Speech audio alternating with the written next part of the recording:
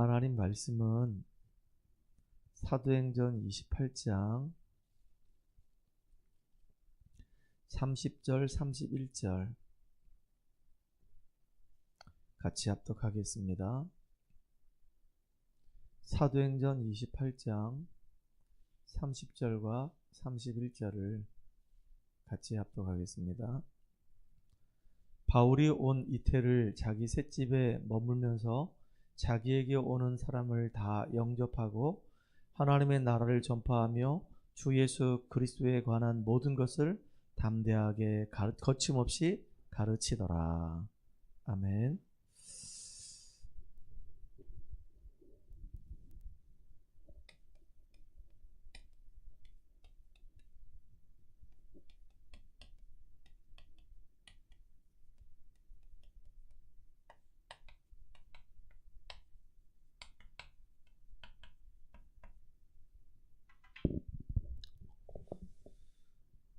공교롭게도 우리가 이제 금요기도회는 우리 교회 이제 전도학교로 몇 년 전부터 계속 이렇게 진행해 왔습니다. 특별히 올해 들어와서 우리 현장에서 우리가 하나님이 하신 역사를 좀 봤으면 좋겠다라는 마음이 너무 간절해서 사도행전을 이제 시작하게 됐습니다. 사도행전 1장부터 이제 쭉 지금 28장까지 시작해서 오늘은 이제 사도행전 마지막 부분이 되겠습니다. 그런데 돌이켜 보니까 사도행전을 이렇게 하면서 물론 앞으로 이제 우리가 받을 응답들도 많이 있습니다. 근데 작지만 소중한 응답들을 지금까지 우리는 받아왔어요. 참 감사합니다. 저는 제자가 누구냐라고 물어본다고 한다면 제자는 끝까지 함께하는 사람이 제자입니다. 아무리 유능하고 똑똑해도 떠나고 난 다음에는 함께할 수가 없다고 한다면 제자가 될 수가 없는 거죠.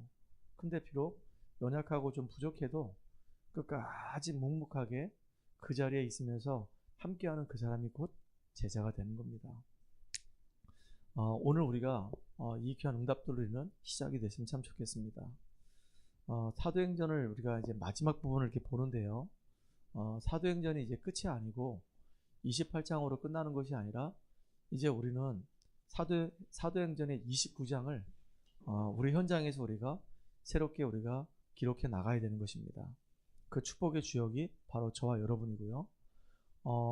지금 이 개역 개정에는 사도행전 28장 31절에 보니까 하반절에 모든 것을 담대하게 거침없이 가르치더라 라고 이렇게 기록되어 있어요. 근데 개역 개정 이전에 개역 성경에는 뭐라 되어 있냐면은 그 말자가 없었더라. 사도 바울이 복음을 전하는데 아무도 이 복음을 막을 자가 없었단 말이에요. 그래서 오늘 제가 제목을 막히지 않는 복음이다 라고 이렇게 표현했습니다. 복음을 누가 막을 수가 있겠습니까? 하나님의 일이고 하나님의 역사인데 과연 누가 막을 수가 있겠냐 이거예요. 그래서 오늘도 우리가 하나님의 말씀을 좀 마음에 딱 담고 우리 삶 현장에서 응답을 누리는 저와 여러분 되기를 주의 이름으로 축복합니다. 올해가 이제 우리 교회 이제 설립한 지 이제 9년이 됐습니다. 내년이 되면 이제 10년 차가 되는 거예요. 참 시간 금방 지나갔어요. 한 것도 없는데 벌써 우리 교회가 이제 설립이 된 지가 10년이 돼 가는 겁니다. 그동안 응답이 없었냐? 아니, 응답 참 많았었어요. 우리 교회 꾸준하게 왔다 가고 한 사람들이 꽤 많았단 말이에요. 만약에 그 사람들이 다 우리 교회를 떠나지 않고 계속 우리와 지금도 함께하고 있었다고 한다면 우리 교회 지금 이 성전 꽉 찼을 거란 말이에요. 매년 하나님께서 너무 귀중하고 소중한 분들을 보내주셨어요. 그런데 이런저런 이유들 때문에 또 이제 교회를 떠나가게 되고 또 다른 지역으로 이사를 가시면서 또 떠나가게 되고 아무튼 이제 함께했던 분들이 또 이렇게 이렇게 떠나게 돼서 마음이 아팠지만은 가만히 돌이켜 보니까 우리가 지금 착각을 할 수 있는 게 뭐냐면 지금까지 우리가 응답이 없었던 게 아닙니다. 응답이 없었던 것이 아니고 하나님께서는 지금도 계속 하나님의 이 언약을 성취하는 중에 있어요.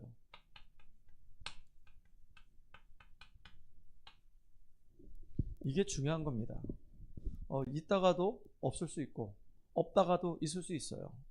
근데 중요한 것은 우리가 복음을 붙잡고 계속 기도 속에 있고 말씀 따라서 인도받아가고 있기 때문에 하나님은 반드시 언약의 백성들을 통해서 하나님의 계획을 이뤄가고 계신단 말이에요. 중요한 것은 저와 여러분은 변하지 않는 신분이 있어요. 누가 뭐라 하더라도 예수 그리스도 안에서 구원받은 하나님의 자녀입니다. 하나님이 왜 우리를 부르셨을까요? 함께하기 위하며 또 나가 전도하며 귀신을 내어 쫓기 위해서 우리를 부르신 겁니다. 택한 그릇으로 우리를 부르신 거예요. 빛을 선전한 자로 우리를 부르신 겁니다. 왕같은 제사장으로 우리를 부르셨어요. 그렇기 때문에 지금도 주님은 우리의 이 삶을 통해서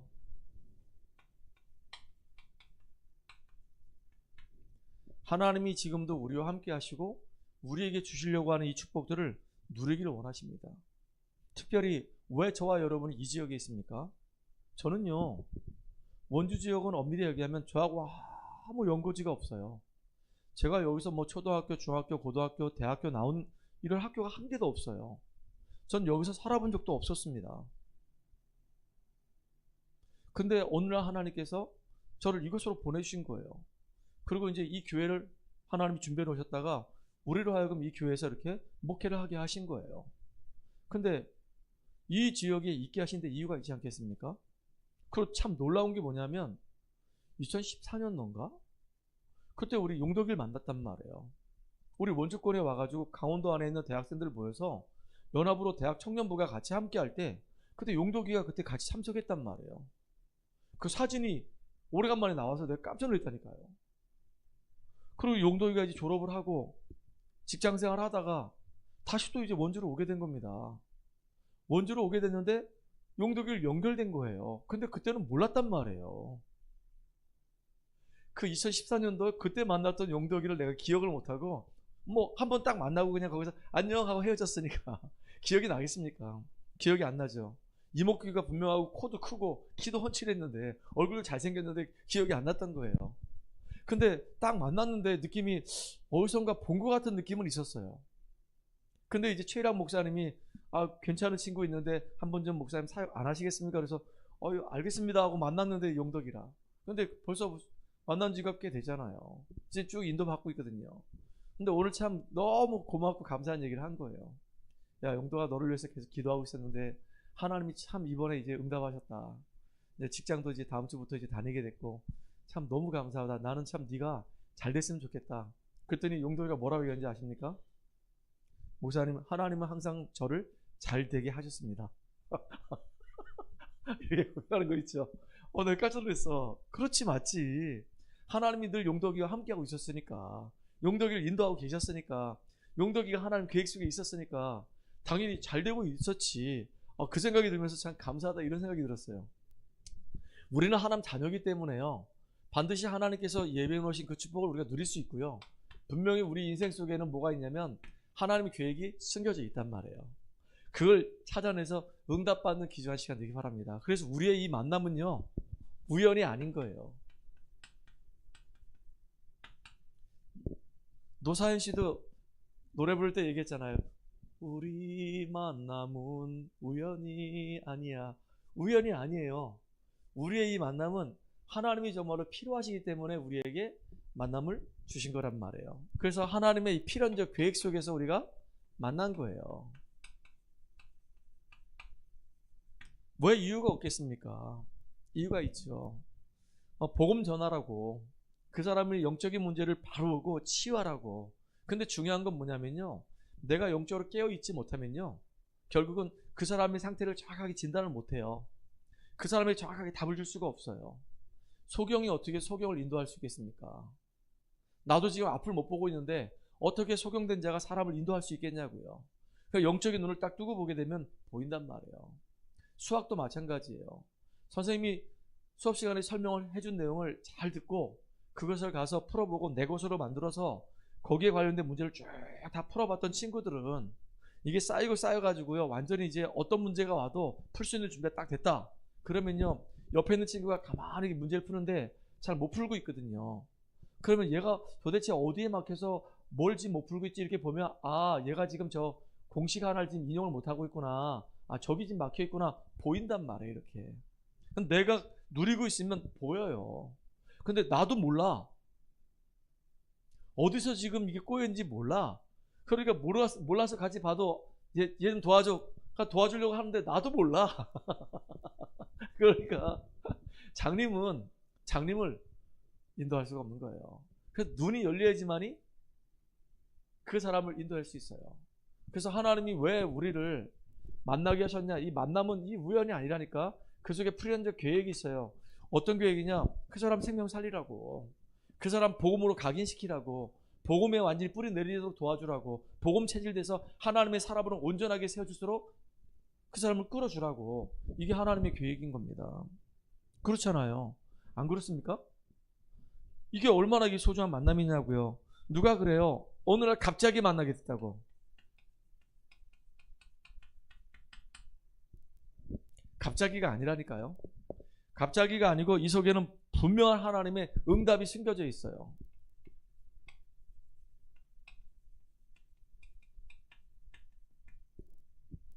아니, 빌립이 사마리아에서 이렇게 복음 전했는데 사마리아 지역이 완전히 흑암으로 딱 덮여 있었잖아요. 가보니까 막 귀신 들린 사람들, 안진뱅이, 중풍병자 얼마나 많은지 모릅니다. 영적인 문제가 너무 심각해요. 근데 많은 사람들이 사마리아 관심이 없었어서 혼혈적이고 정말로 저기 못된 인간들이라 생각해서 아예 그 길로도 안 갔단 말이에요. 근데 하나님의 성령께서 이 빌립을 사마리아로 인도해 주셔가지고 그 지역에서 복음 전했는데 그 사람들이 전부 다 복음 듣고 완전히 인생이 변화가 일어나고 그 성에 큰 기쁨이 있었더라 그랬거든요. 얼마나 감사합니까? 오늘 갑자기 이루어진 게 아니잖아요. 진짜 하나님은 이미 다 준비해 놓으시고 이 빌립을 글로 딱 보낸 거예요. 더 놀라운 거, 저기 에디오피아 내시가 예배를 드리기 위해서 예루살렘까지 온 거예요. 왔다가 은혜를 못 받고 성경 두루마리만 사가지고 지금 자기 본국으로 돌아가는 길에 있어. 그것도 마차를 타고 이제 돌아가는 겁니다. 그때 하필이면요, 성령께서 그 에디오피아 내시를 만나라는 겁니다. 갑자기입니까 이게? 그래서 막 성령의 인도하심 따라서 이제 가다 보니까 진짜 거기 마차 안에 내시가 있네. 그 내시 만나가지고 그 에디오피아 내시인데 그 에디오피아의 그 감닥의 여왕의 국고를 맡고 있는 아주 재력가란 말이에요. 그 사람 만나가지고 네가 읽고 있는 걸 깨닫느냐 그랬더니 깨닫게 하는 자가 나한테 알려주는 자가 없어가지고 내가 알지를 못하겠다. 내가 너한테 좀 설명해도 괜찮겠냐? 그랬더니 설명해다고. 그래가지고 이제 쭉 얘기를 하면서 복음을 깨닫고 그 사람이 완전히 인생이 뒤집어지니까 여기 지금 물이 있는데 내가 세를 봤는데 뭐 꺼리끼는 게 있냐? 꺼리끼는 게 없다. 빌립이 바로 그냥 세를 딱 줬단 말이에요. 그 사람이 에디오피아 가가지고 에디오피아 복음하는 그 일에 너무 귀하게 쓰임받았어요. 이게 오늘 갑자기 일어나는 겁니까? 아니거든요.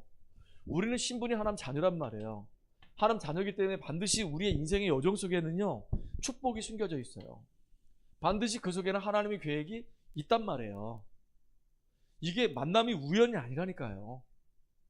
우리에게 일어나는 일들이 어느 날 갑자기 일어나는 게 아니란 말이에요.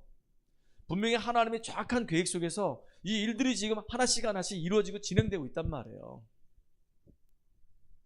요즘 우리 미연이가 입이 귀에 걸렸어요. 만나기만 하면 늘 하는 얘기가 있습니다. 아빠, 싱가포르 갔다가 거기서 우연찮게 이렇게 만난 친구가 있는데 우연이 아니라니까요. 그 친구에게 정확한 복음 전해서 그 친구를 살려내라는 사인이에요. 하필이면 대구에 있는 친구가 그것도 어느 날 갑자기 이제 싱가포르 가는 그 기간 동안에 같이 합류해가지고 그 며칠 동안 같이 생활하면서 이게 봤단 말이에요. 근데 그 친구는 교회를 다닌 지 3개월 됐대.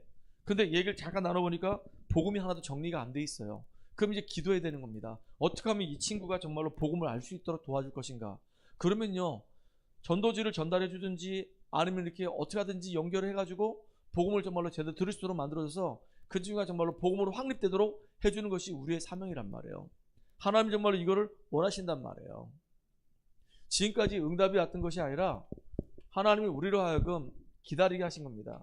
그냥 막연한 기다림이 아니에요. 막연한 기다림이 아니고 중요한 건 뭐냐면 하나님이 정확한 시간표를 보라는 겁니다. 시간표를 못 보게 되면요, 설친단 말이에요. 앞질러 가요. 그래서 똑똑한 사람들의 특징이 뭐냐면요, 항상 앞질러 가. 그래서 실수를 해. 오히려 앞질러 가는 것보다는요, 좀 게으른 게 나아요. 그러니까 두 가지가 다 문제인데, 서둘러서 앞질러 가는 것도 문제고, 꼼짝 않고 가만히 뒤쳐져 있는 것도 문제고, 그렇단 말이에요. 그러니까 우리는 하나님의 시간표를 보고 정확하게 인도받으면서 기다릴 수 있어야 되는 거예요. 그러니까 많은 사람들 보면, 특히 이제 계획적인 사람들은 판을 다 짜. 항상 일을 추진력 있게 진행했던 사람들은 머리가 벌써 그렇게 구조가 돼 있어. 벌써 전, 후, 좌우 맥락이 딱 있으면서 이 틀이 벌써 딱 형성돼 있단 말이에요. 이렇게 일을 진행할 때 선과 후가 선명해. 그리고 일을 진행할 때 그냥 진행하지 않아. 계획을 따라 딱 진행한단 말이에요. 그러니까 내 틀이 딱 이렇게 있어. 그래 아주 철저하게 틀을 딱 만들어 놓고 왁구를 짜놓고 그 틀에 의해서 움직인단 말이에요. 그리고 그 틀 깨지는 걸 싫어해. 그리고 그 틀 안에 갑자기 들어오거나 갑자기 그 틀에 문제가 생기는 걸 싫어한단 말이에요. 그리고 항상 내 틀 안에 그 사람들이 들어오길 원해. 왜냐면 나 안정적으로 가고 싶으니까. 이게 좋은 거긴 한데 큰 실수할 수 있단 말이에요. 항상 삶을 살아가는데 늘 나와 똑같지 않거든요. 내 기준이 복음이 아니기 때문에 그 기준이 항상 옳다라고 얘기할 수가 없는 거거든요. 그래서 우리는 우리가 인도받아야 되는 겁니다. 하나님 자녀이기 때문에 우리는 분명히 기다려야 돼요. 언제까지? 하나님 내게 응답하실 때까지 기다려야 되는 거예요. 그 시간표를 잘 봐야 되는 겁니다. 우리가 자칫 잘못하면요, 낙심할 수 있어요. 요셉이 오늘 갑자기 노예가 된 겁니다. 하나님은 요셉에게 너는 앞으로 해와 달과 11별이 절을 하는 그 비전을 이룰 거야 라고 하나님 주시는 언약이 있었단 말이에요. 그러니까 요셉은 기다리는 거죠. 기다리는데 어느 날 갑자기 자기가 노예가 된 거예요. 이 시간표가 뭐냐? 왜 하필이면 내가 아버지 품에 있다가 노예가 됐냐 지금. 근데 시간표를 정확하게 본 거예요. 아, 지금이 아니고는 애굽 보고 말 수 있는 길이 없구나. 그 노예를 통해서 내가 애굽에 오게 된 거구나. 그리고 보디발 집에 있는 이유가 앞으로 나의 미래를 두고 오늘을 정말로 하나님이 응답받을수록 여기서 준비하라고 하는 사인이구나. 진짜 정확한 시간표를 보게 되는 거란 말이에요. 그러니까 흔들리지 않고 속지 않고 좌절하지 않고 낙심하지 않아요. 그렇지 여기죠. 시간표를 못 보게 되면 늘 먼저 앞질러 가서 실수하고 또 뒤쳐져 가지고 가다가 놓치고 그런단 말이에요. 그 여러분들은 정말로 하나님의 말씀을 따라서 인도받아가면서 응답을 누리는 축복의 주역 되기 바랍니다. 특별히 빌립보서 1장 6절에 보니까 굉장히 중요한 말씀이 있습니다. 착한 일을 행하신 주님께서 그리스도 예수의 날까지 우리를 인도하지 않겠냐 그랬거든요. 하나님의 계획은 너무나도 정확하게 우리에게 응답이 돼요. 똑같은 말이죠.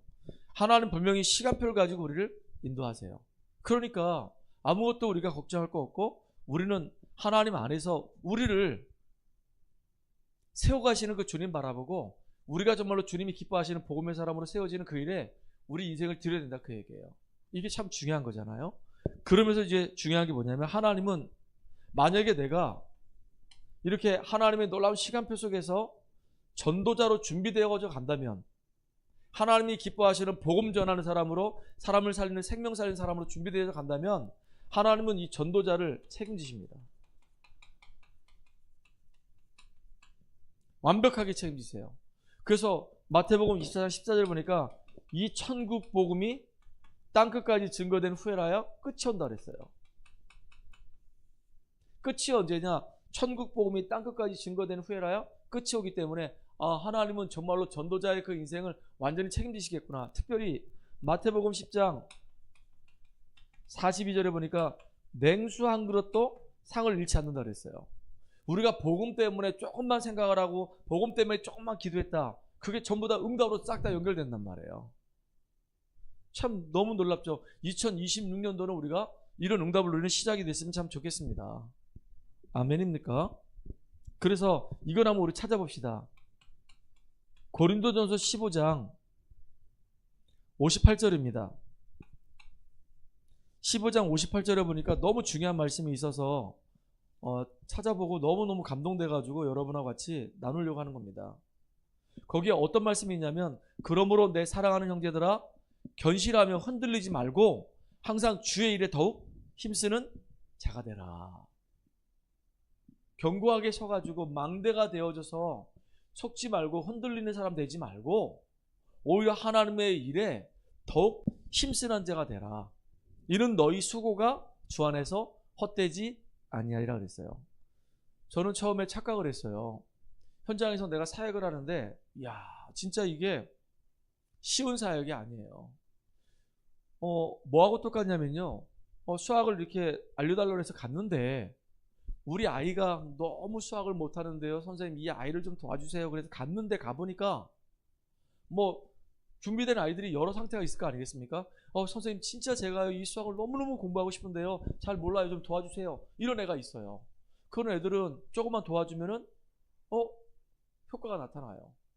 그리고 원래 머리가 되게 똑똑했었는데 그 공부하는 기간을 잠깐 놓쳐가지고 공부를 좀 못하게 됐어요. 그런 애들을 조금만 도와줬더니 기초가 좀 딱 정립이 되니까 애가 확 일취월장을 하는 겁니다. 근데 그런 아이들 말고 아예 처음부터 관심도 없고 귀찮아하고 왜 왔냐 그러고 싫다 그러고 아예 등 돌리고 있는 애들은 너무 힘들거든요.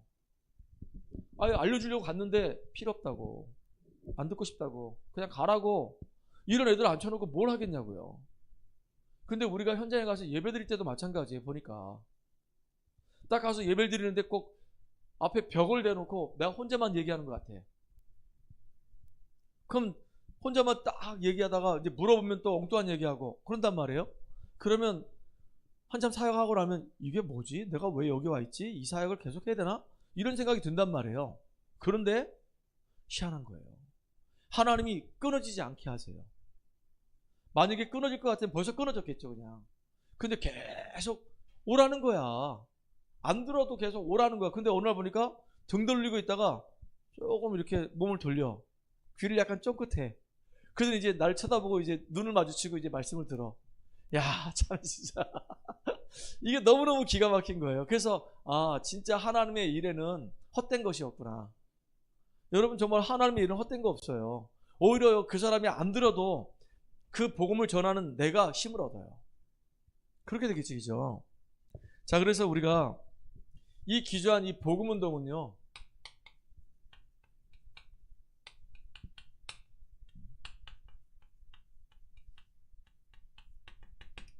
막을 자가 없어요. 이 복음과 이 언약은 그 누구도 막을 수가 없어요. 여러분 잘 알죠? 모세 시대에 모세가 이제 그 바로 왕의 딸의 그 공주의 양자로 입양이 돼가지고 왕궁에서 왕궁 교육을 40년 동안 받잖아요. 그리고 난 다음에 자기의 정체성에 혼란이 오는 거예요.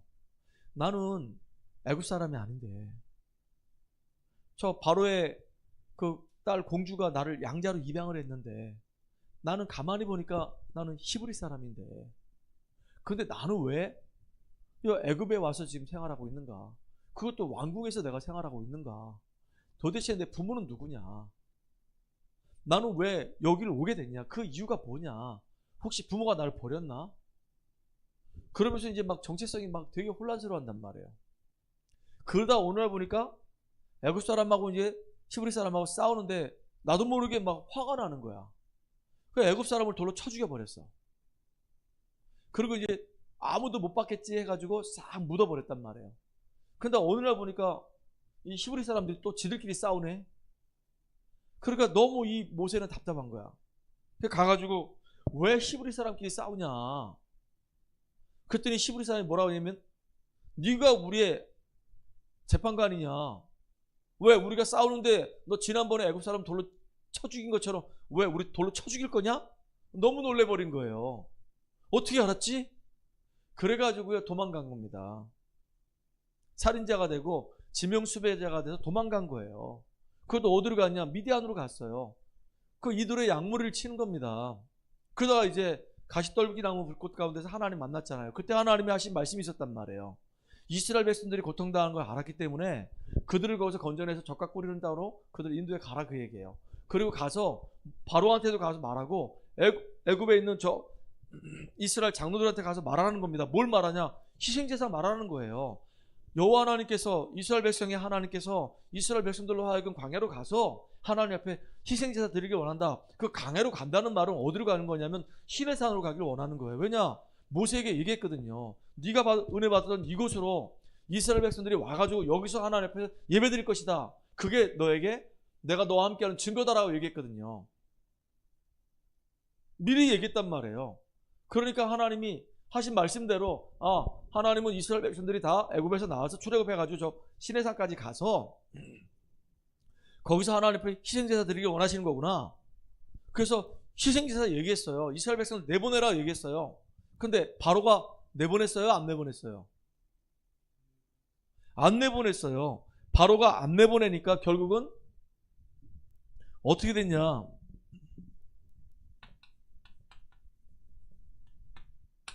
애굽 땅에 10가지 재앙이 임하는 겁니다. 바로가 모세의 말을 거부했어. 하나님의 이 말씀이 선포됐는데, 하나님의 이 언약이 선포됐는데, 이 바로가 지 왕권을 가지고 하나님 말씀 자체를 거부해버렸어요. 그러니까 어떻게 됐냐? 애굽 땅에 어마어마한 재앙이 임하는 겁니다. 맨 마지막에 10번째 재앙은요, 장자 죽는 재앙이 임했어요. 심지어 바로 왕의 첫 장자가 죽었어. 그 모든 가축의 첫 새끼가 다 죽는 놀라운 일들이 벌어졌단 말이에요. 그리고 이 사실을 믿었던 이스라엘 민족들은 6월절 어린 양의 피 발랐던 이스라엘 민족들은 출애굽하는 일이 벌어졌어요. 거부했던 애굽 사람들은 10가지 재앙을 만나게 되고, 하나님 말씀에 순종했던 이스라엘 백성들은 출애굽하는 일이 벌어졌단 말이에요. 그러니까 하나님의 이 복음은 그 누구도 막을 수가 없는 거예요. 자, 바로왕만 그랬습니까? 성경에 보니까 강대국도 이 복음을 막을 수가 없어요.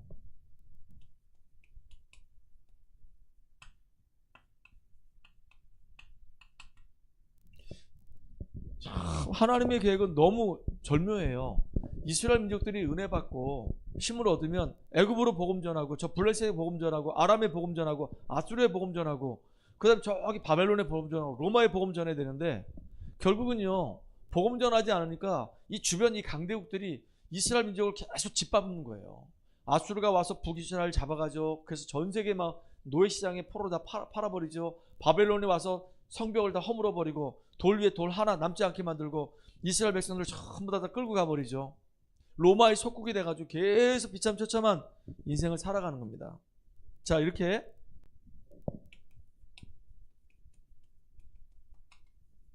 이스라엘 민족들이 바벨론에 포로 잡혀갔을 때, 그때 학개 선지자가 젊은 선지자거든요. 뭐라고 얘기했냐? 하나님의 이 언약의 말씀이 선포됐고 이스라엘 민족들은 이제 바벨론에서 다시 본국으로 돌아가는데 하늘과 땅이 진동할 것이라 얘기했어요. 여호와의 말씀이다 라고 얘기하면서 하늘과 땅을 진동케 하신다 그랬어요. 그 누구도 막을 수가 없어. 그러니까 정책이 다 달라. 아수르는요 북이스라엘 사람들을 끌고 가서 전 세계 노예로 다 팔아버렸어. 이게 아수르의 정책이야. 이쪽에 나라 정보 가면 거기 남자 다 끌고 와서 여기 다 노예로 팔아버려. 저쪽 나라 정보 가면 끌고 와서 이쪽으로 다 팔아버려. 그러니까 온 나라가 다 혼혈이 돼버린 거야. 혼혈. 근데 바벨론 정책은 뭐냐? 잡아가는데 그냥 잡아가는 게 아니라 그 유수한 인재들만 잡아가.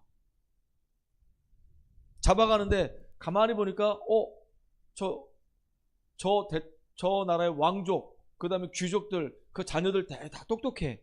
그러니까 걔들을 그냥 사장시키면 안 되니까 걔들을 쫙 끌고서 데려가서 노예로 쓰는 게 아니라 그 사람들 인재로 등용해가지고 그 사람들의 이 두뇌를, 그 사람들의 이 머리를 활용해가지고 나라 발전을 위해서 쓴단 말이에요. 그게 바벨론이에요. 그러니까 바벨론이 그렇게 강대국이 될 수밖에 없는 이유가 모든 나라를 다 정복해서 그 나라들마다 인재들을 다 등용해서 썼단 말이에요. 그러면 바벨론 무너뜨렸던 이 페르시아 정책은 뭐냐? 너희들 지금까지 이렇게 원하지 않게 포로로 왔는데 본국으로 다 돌아가라. 본국으로 소환시켜줬어. 이게 페르시아 정책이에요. 너희들 나라로 돌아가라. 다 돌아가서 이 페르시아를 섬겨라. 근데 돌아가길 원하는 사람은 돌아가고 그냥 여기서 너희들 막 50년 70년 살았으니까 여기서 벌써 이제 몇 대를 거치면서 뿌리 내렸으니까 가기 싫은 사람은 여기 있어라. 가고 싶은 사람은 가라. 그래서 성경에 보니까 1차 기환, 2차 기환, 3차 기환 이렇게 하는 겁니다. 이게 페르시아의 정책이에요. 각 나라마다 정책이 있어. 근데 아무리 뭐 정책이 훌륭해도 그 정책 가지고는요, 이 복음 운동을 막을 수가 없어요. 특별히 여러분 알죠? 사도행전 1장 8절에 보면은 초대교회 로마 시대 아닙니까? 그때 유대 사상이 얼마나 이 초대교회 성도들을 핍박을 많이 했습니까? 로마 정치가, 헬라 문화가 얼마나 초대교회를 핍박했습니까? 그런데 결국은요, 그렇게 많이 핍박해도요, 복음을 막을 수는 없었어요. 결국은 초대교회 성도를 통해서 세계복음의 문이 열렸단 말이에요. 더 중요한 거, 이 땅에 그 어떤 영웅도요, 복음 막은 자가 없어요. 로마의 10명의 황제가 일어났는데요, 아무리 황제가 일어나서 핍박을 해도 안 됐어요. 안 됐어요. 저기 레닌도 그렇고 스탈린도 그렇고 엄청난 공산주의자들이 있었거든요. 아무리 그 사람들이 예수 믿는 사람 잡아 죽이고 핍박을 해도 공산주의는요, 만들고 난 이후에 70년 만에 다 무너져 버렸어요. 복음운동 막을 수가 없어요. 그 시대에 어마어마한 왕도 막을 수가 없었고, 아무리 큰 나라도 이 복음 막을 수가 없고, 그 시대 최고의 영웅들도 이 복음을 막을 수는 없었단 말이에요. 막을 수가 없어요. 하나님이 하시려고 하는 계획을 누가 막을 수 있겠냐고요. 우리는 지금 이 속에 있는 거예요. 아멘? 아멘?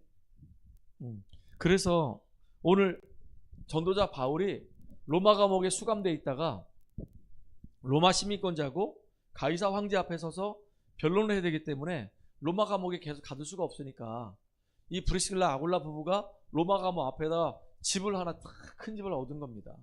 그 집에 이태 동안 있으면서, 이태란 말은 2년 동안 있으면서 오고 가는 사람들, 오고 가는 모든 사람들을 섬기면서 그들에게 복음을 전했어요. 계속 제자들과 일꾼들이 일어나기 시작하는 겁니다. 오늘 30절로 31절이 바로 그 말씀이에요. 자, 바울이 온 이태를, 온 2년을, 꽉 채운 2년을 자기 셋집에, 그러니까 감옥 앞에 있는 셋집에, 이 브리스길라 아굴라 부부가 준비해놓은 그 셋집에 머물면서 자기에게 오는 사람들을 다 영접하고, 단순하게 만나기만 했겠습니까? 그 사람에게 다 답을 주고 방향을 제시하고 그들을 치유해주고 도와줬단 말이죠.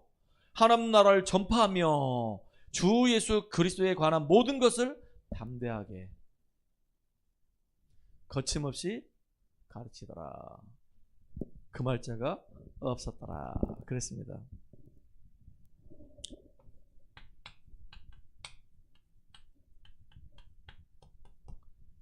이 복음운동을 막을 자가 없었더라 그랬어요. 그래서 하나님은요, 유일성을 가진 초대교회,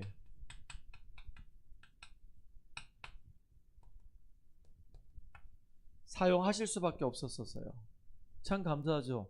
뭐에 대한 유일성이냐? 이 사람들은 정확한 복음을 가지고 있었어요. 왜 이 땅에 그리스도만 필요한지, 흑암의 나라가 왜 하나님 나라로 바뀌어야 되는지, 왜 우리에게 성령 충만이 필요한지에 대해서 정확했어요. 아, 인간은 다 창세기 3장 문제에 얻어 걸려 있구나. 사단에게 속아서 죄와 이 지옥 권세 아래서 살아갈 수밖에 없구나. 그래서 그리스도가 필요하구나. 완전히 사단이 지금도 임금 노릇하고 있는데 이 땅에 하나님 나라가 임해야 되겠구나. 그 일을 이룰 수 있도록 하나님 우리에게 성령 충만함을 주시옵소서 라고 기도했단 말이에요. 그런데 너무 놀라운 게 뭐냐면요, 진짜 하나님 언약이 이 기도하는 이들에게 성취되는 거예요. 성령 충만함 받았을 뿐만 아니라 하나님이 언약이 이들의 삶 속에서 그대로 이루어진 일들이 벌어졌어요. 제자의 수가 3,000이나 더하고 날마다 모여서 은혜 받고 힘을 얻기 시작한 겁니다. 계속 하나님 역사 일어나는 거예요. 이 응답을 이제 2026년도에 우리가 누려야 되겠습니다. 어디에서? 우리 현장에서. 알겠습니까? 누가? 저와 여러분이 같이. 그래서 어느 정도냐, 이 복음 전하는 것 때문에 산헤드린 공회에 잡혀갔는데 베드로가 고백합니다. 구원받을 만한 이름을 우리에게 주신 적이 없나니 천하 사람 중에 구원받을 만한 이름을 주신 적이 없다 그랬어요. 다른 이로서는 구원받을 수 없나니, 그러면서 천하 사람 중에 구원받을 만한 이름을 우리에게 주신 적이 없다 그랬어요. 누가 막을 수 있겠습니까? 누가 이 유일성의 이 복음을 막을 수 있겠냐고요. 진짜 핍박을 통해서 흩어진 무리들이 이제 안디옥으로 모인 겁니다. 안디옥에 모여서 이들이 거기서 하나님 말씀을 나누기 시작했는데요. 어느 정도냐? 주의 손이 보이고 주의 은혜가 보이고 나중에는 제자의 큰 무리가 그런데다가 이 사람들이 경제의 축복을 받아가지고 세계 선교하는 그 일에 완전히 헌신하는 겁니다.